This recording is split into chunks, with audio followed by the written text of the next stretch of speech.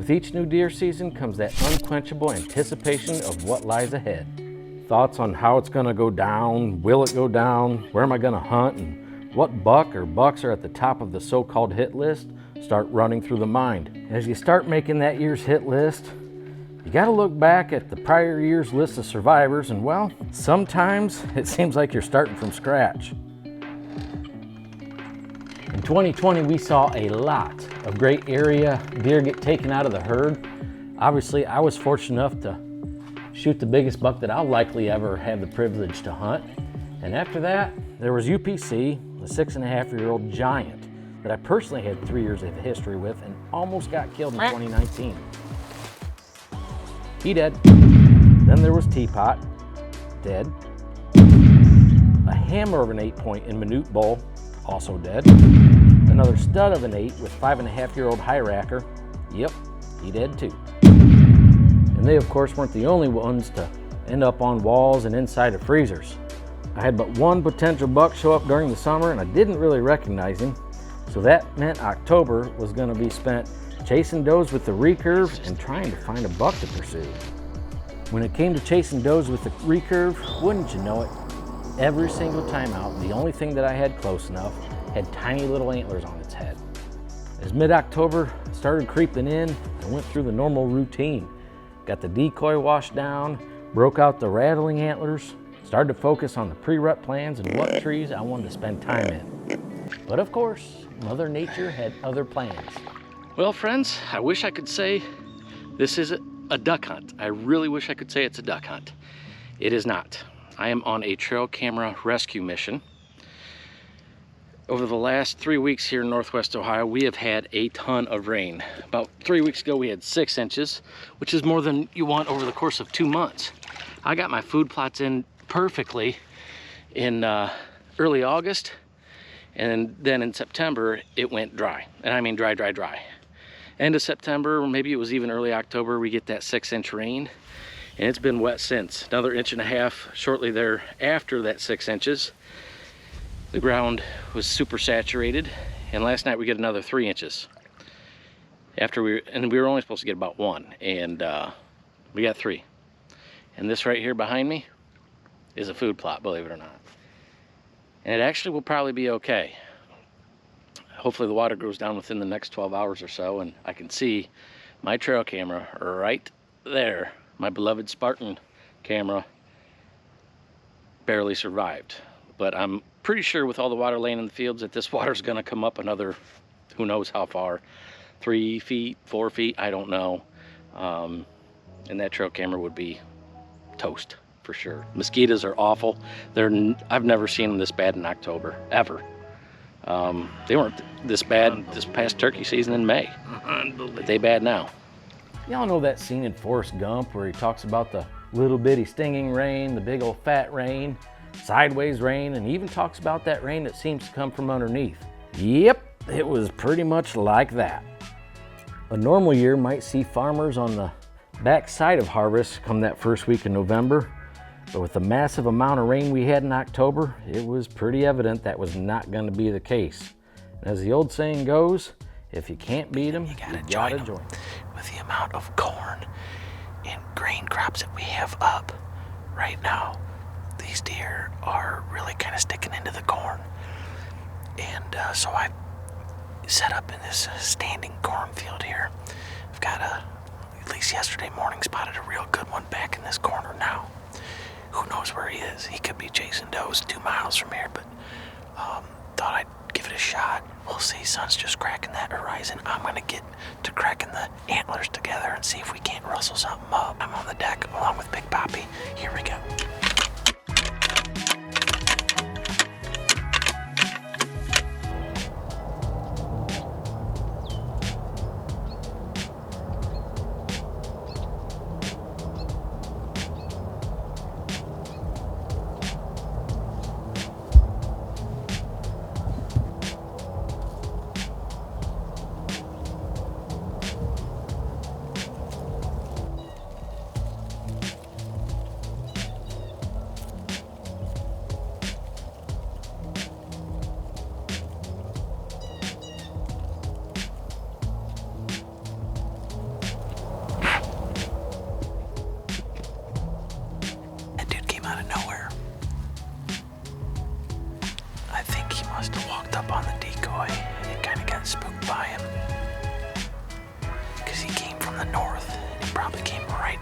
watched and didn't see the decoy until he got right in the field. I think he's the 10 point I had underneath me last week across the road.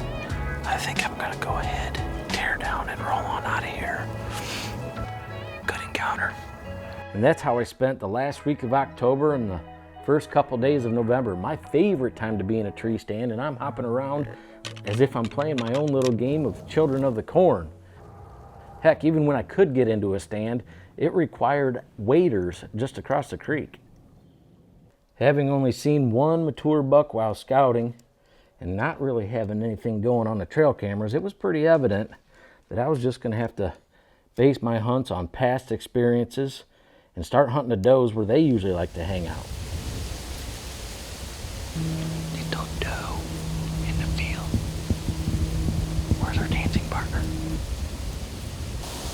November the 4th. Just got in a tree stand.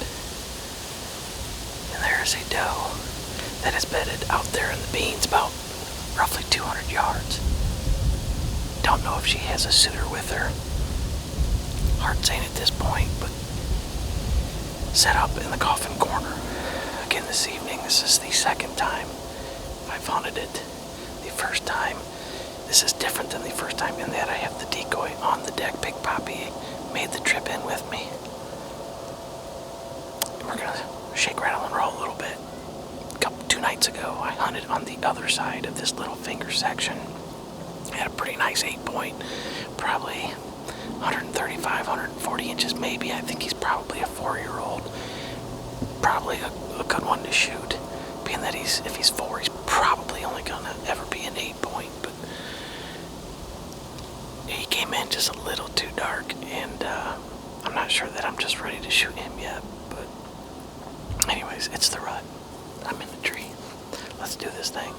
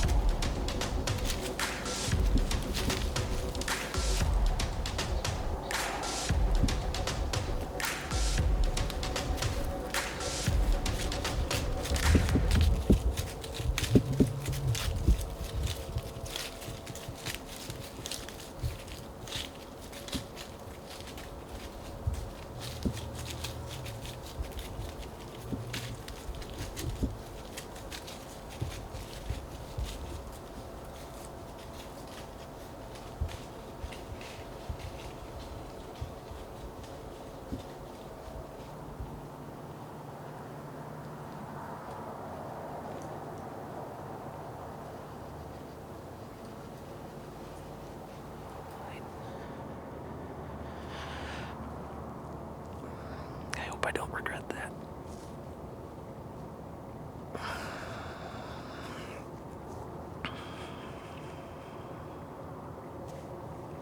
Cool encounter. Just not quite what I'm looking for. Yeah, y'all ever had one of those moments in life when you wish you had a rewind button right there at your disposal? Second encounter with the same mature buck, this time at 20 yards in broad daylight, and I elected to pass. I was sure that I was losing my mind. Man, over the next 7 days, I hunted that dude's area hoping for one more opportunity.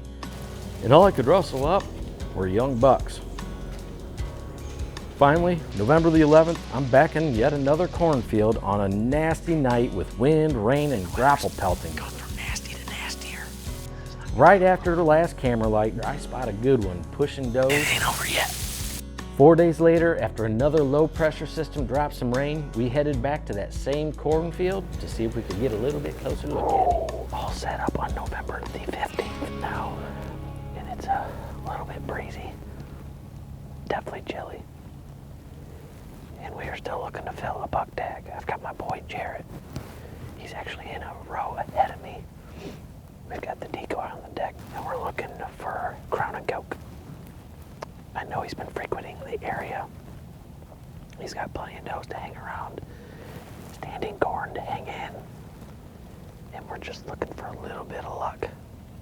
Gonna try to hunt him the next couple of days if the wind is right. Just gonna play our cards as they lay and see how this unfolds. November 15th, there we go.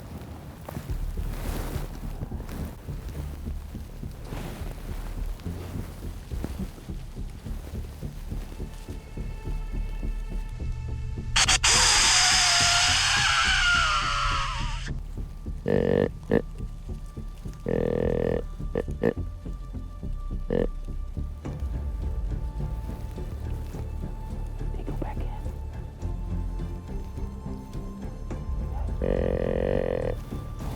Go back in.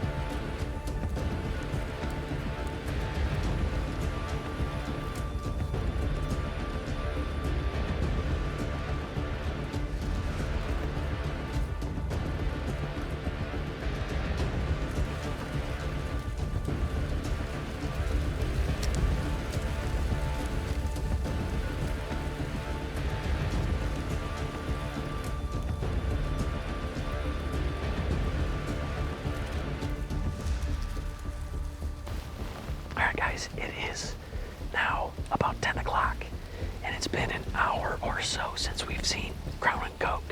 Last time we saw him, he was in the southwest corner of this timber section, circled it, nose on the ground, jumped a fence, and went back in. Since then, a little spike, I guess, that came by and was at the decoy, went back to that timber section and bumped two does out and around us. So, crown and goke is solo. We know he, at least this morning, didn't have any does when we saw him. Maybe he's looking for those too, but we're kind of trying to decide whether we sit tight for the rest of the day or grab the decoy, break it down, jump in about 30 rows and get on the north edge of this cornfield and close a distance on the timber. So kind of at a loss on exactly what to do. We're probably going to try to make a move here in about a half hour to an hour, about 11 o'clock-ish. For now, we're just going to sit tight and see how things go.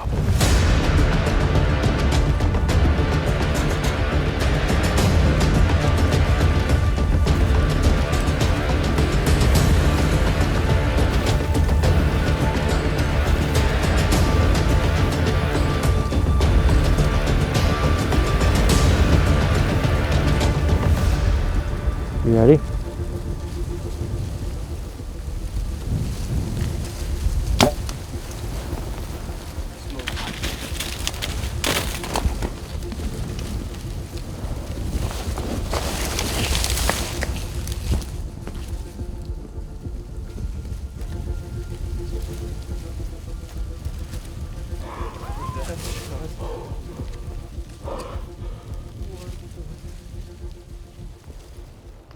Did that just happen, guys? Did I kill him? He went down to the corner and cut hard. Are you kidding me? He walked by at 5 yards. You think? Yeah, he's done. I thought, Ball, no. right on impact. Yeah, I saw that, but when he turned at the corner, he stumbled again.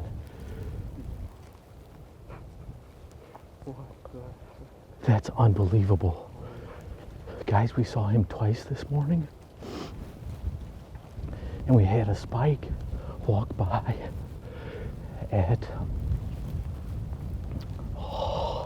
we had a spike walk by and posture at the decoy. He's at the decoy. That dude is over at the corner, pops out, and went back into the woods. We've been sitting here for the last hour trying to debate on what to do. We were just talking about, I sat down like 5 seconds ago, and I look up and he's walking 5 yards from us.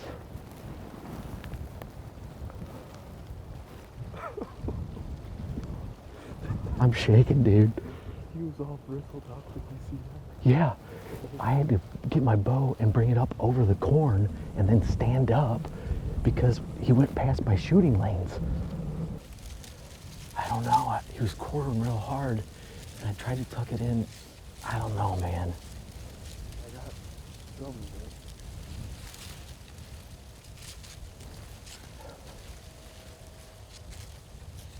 I don't know, it might have been quartering too hard and slipped right up between his shoulders.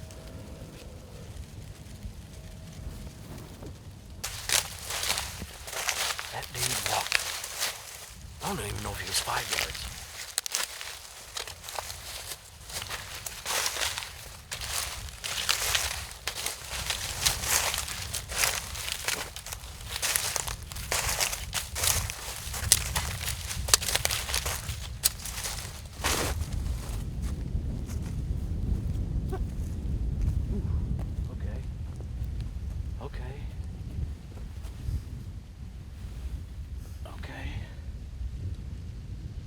That's almost half the arrow. Broke off.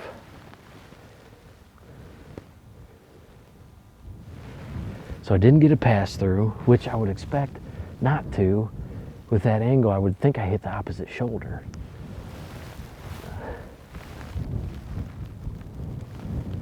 I would think I hit the opposite shoulder. We'll leave that there.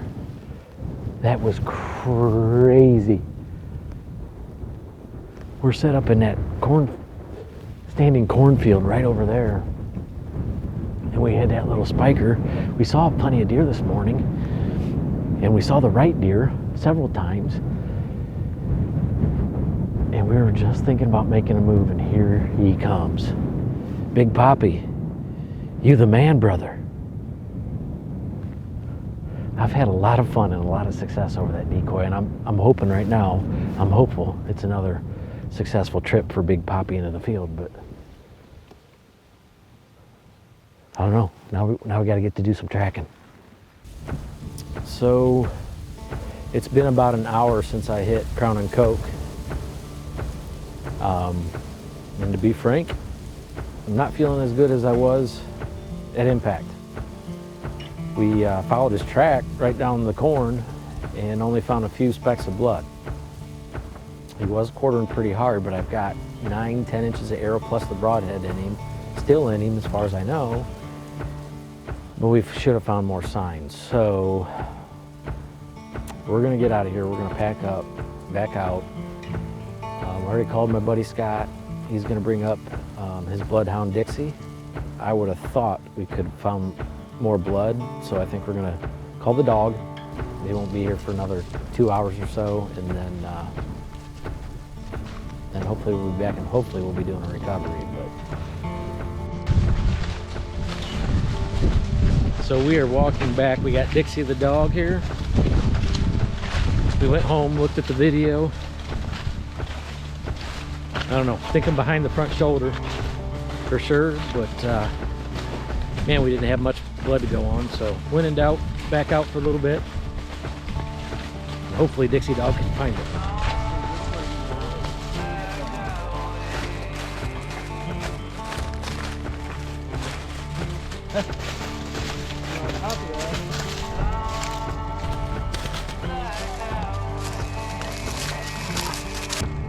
No good. I didn't get enough of him. I didn't get enough of him. Yeah. So we've been at it with Dixie dog for the better part of an hour, hour and a half. She's turned up nothing. Unfortunately, despite Dixie's best efforts that night, we came home empty-handed. And what left us really puzzled was the lack of blood on what seemed to be a pretty decent shot, and the fact of the matter was that the front third of the arrow, the business end, was missing in action. Okay guys, it is the morning after our crazy hunt yesterday. Spent all night talking to dog trackers and friends, trying to figure out what exactly happened. You can see that this is my arrow. Front third of the shaft plus the broadhead is missing, and we're assuming at this point that it is still inside the deer. I spent the most time on the phone with my buddy Michael Turbyfill, and we kept referring back to this print that wildlife artist and friend of ours, Ryan Kirby, just released. And it's all about the anatomy of a white-tailed deer. And here's what we've come up with. If you look at this broadside shot, we're positive that I am behind that front shoulder. We also are sure that I'm above the brisket line. We're pretty sure that at that angle, I am probably right in and around what you might call the elbow. We think I'm in front of it, but don't know for sure, but I'm right around this point. Now, at the angle, I'm definitely too far forward to be in the heart, and we would have found him within 100 yards or so. So then it comes down to the angle of the deer's body, and this part of the drawing or part of the print is probably accurate for Jarrett's angle with the camera, deer's quartering away, but for me and the arrow, he would have been quartering a little bit harder, and we're looking at an angle something about like this. So then it comes down to, did I get into that chest cavity at all, or did the arrow and the broadhead slide between that front shoulder and the chest cavity? Now, we didn't have much for blood to go on, and to account for that, we're going to operate under the assumption that we don't have an exit wound, and that entrance wound is being covered as he runs. He's got his hide covering it, his shoulder blade and muscle that is all covering it. So we're hoping that his chest cavity is filling up, and we're gonna go do our due diligence. However long it takes to maybe even cover that entire 30 acres of standing corn, that's what we're gonna do, because we owe it to the deer to do that. So Jarrett will be here in a little bit. We're gonna go spend some time in the field looking for Crown and Coke.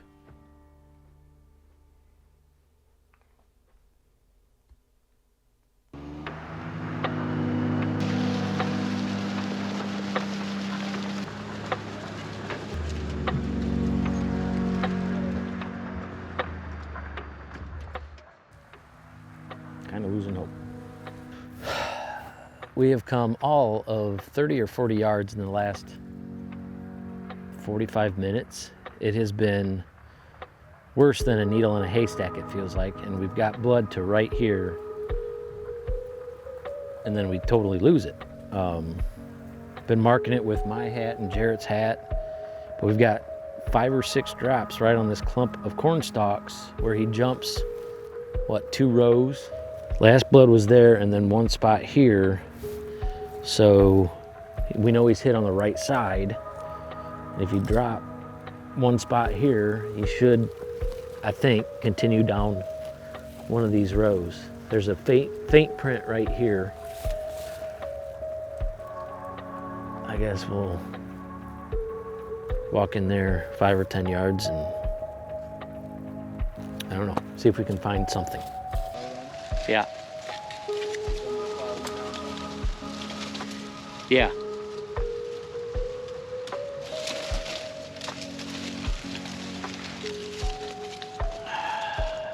That's a big track.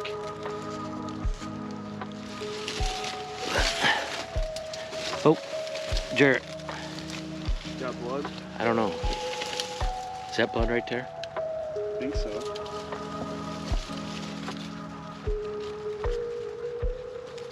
Yeah, that's definitely blood.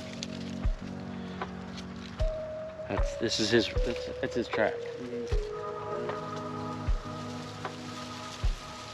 This is the row, so let's keep going. So many. Right here. That's definitely blood too. Yeah. Yeah. There's blood. Got another spot here. More blood? Yeah, just 1 spot. All right, there's more. Now I lost his track. He jumped rows. Yep, right here. Another little spot right there. Oh yeah, right here. He definitely jumped rows. There's a track there. Dude.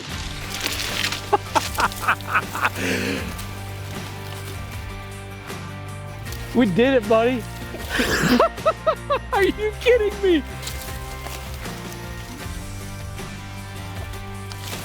He's down right there? Dude, he's right there. Are you kidding me?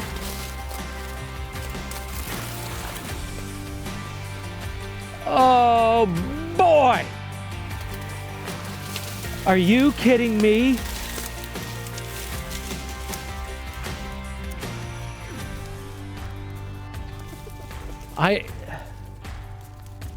He's what, 40, 50 yards into the corn. How did we not find him? I mean, I have no idea. we didn't have boo for blood. Are you freaking serious, dude?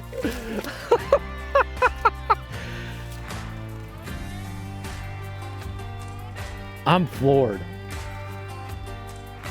I'm floored.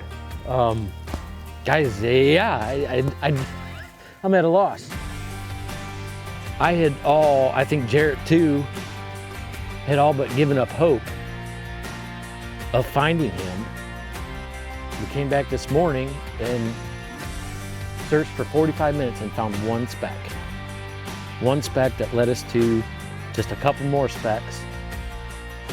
Thank you, Lord. Crown and Coke, baby.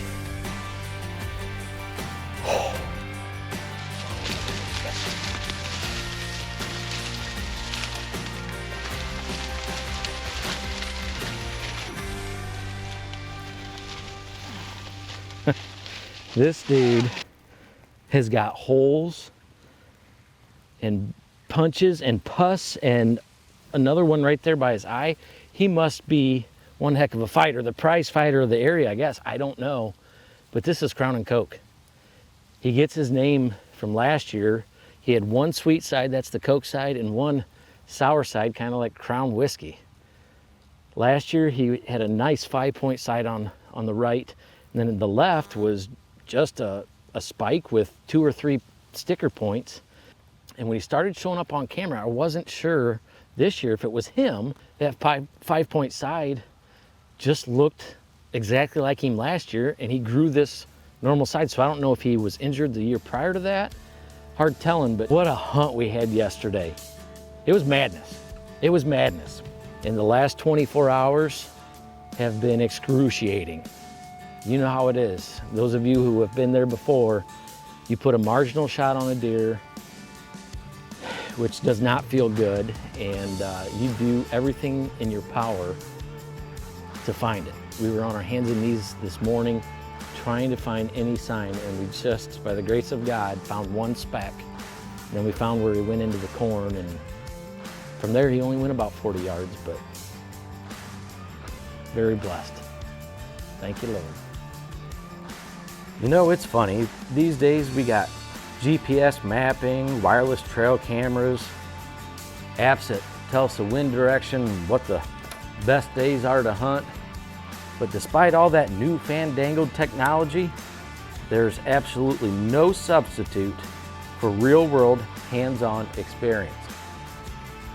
The ability to analyze the shot and finish the tracking job with the aid of a good old-fashioned piece of artwork created by a friend instead of a cell phone, well, that's pretty sweet. The 21 deer season started off slow, but ended in a flash. That just goes to show you that it only takes 5 minutes for it to all turn around. That's hunting, and I love it.